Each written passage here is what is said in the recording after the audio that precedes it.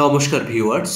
তো চলুন শুরু করা যাক শ্রীমদ্ ভগবদ গীতা যথাযথের কর্মসন্ন্যাস যুগের পরবর্তী অংশ।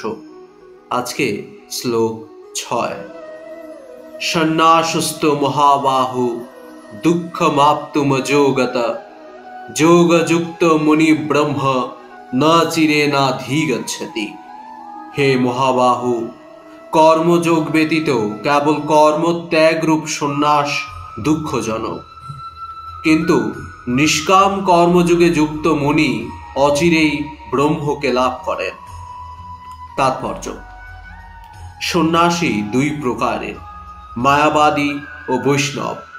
মায়াবাদী সন্ন্যাসীরা সাংখ্য দর্শন অধ্যয়ন করেন, আর বৈষ্ণব সন্ন্যাসীরা বেদান্ত সূত্রের যথার্থ ভাষ্য শ্রীমদ্ ভাগবত দর্শন অধ্যয়ন করেন।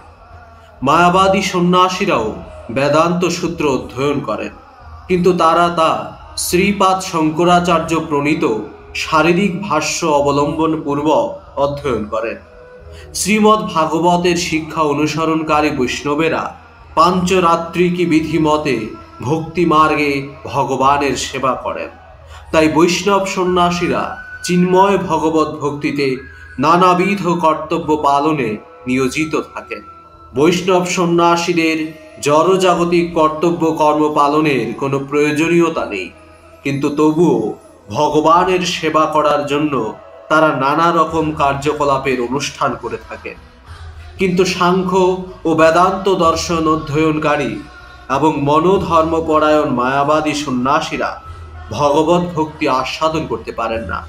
যেহেতু তাদের অধ্যয়ন অত্যন্ত শ্রম সাপেক্ষ, তাই ব্রহ্ম বিষয়ক মনোধর্ম প্রসূত জল্পনা কল্পনায় ক্লান্ত হয়ে তারা কখনো কখনো শ্রীমদ্ ভাগবতের শরণাপন্ন হন, কিন্তু শ্রীমদ্ ভাগবতের যথার্থ মর্ম উপলব্ধি করতে না পারার ফলে তাও ক্লেশদায়ক হয়ে ওঠে।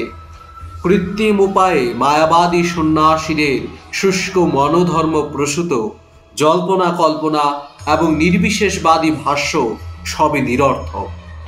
ভগবত ভক্তি পরায়ণ বৈষ্ণব সন্ন্যাসীরা তাদের দিব্য কর্তব্য সম্পাদন করে অপ্রাকৃত আনন্দ লাভ করেন এবং অন্তিমে চিন্ময় ভগবত ধামে ফিরে যাওয়ার বিষয়ে তারা সুনিশ্চিত থাকেন।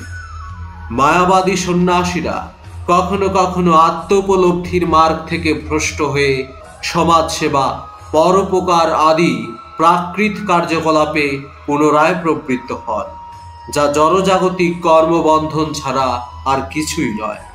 এভাবেই আমরা দেখতে পাই, যারা ভক্তি সহকারে ভগবান শ্রীকৃষ্ণের সেবা করে চলেছেন তারা ব্রহ্ম সম্বন্ধে মানসিক জল্পনাকারী সন্ন্যাসীদের থেকে অনেক উচ্চ মার্গে স্থিত, যদিও এই সমস্ত ব্রহ্মবাদী জ্ঞানীরাও বহু জন্মের পরে কৃষ্ণ ভাবনামৃত লাভ করেন।